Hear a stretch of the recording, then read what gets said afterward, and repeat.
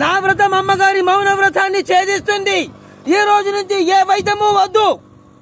ప్రకృతి వైద్యమే శ్రీరామ రక్ష, ఆత్మరక్ష, జగద్రక్ష.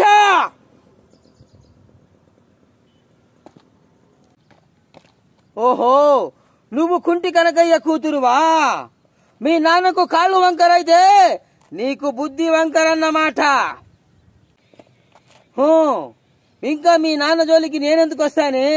నువ్వు నా బంగారు బుట్టలో వేలు పెట్టాక నిన్ను కుట్టకుండా ఉంటానా? అదేంటమ్మా, నువ్వు ఇక్కడ ముద్దు పెడితే ఇక్కడ కడుపు నిండినట్లుంది. తల్లి ప్రేమంటే ఇదేనేమో.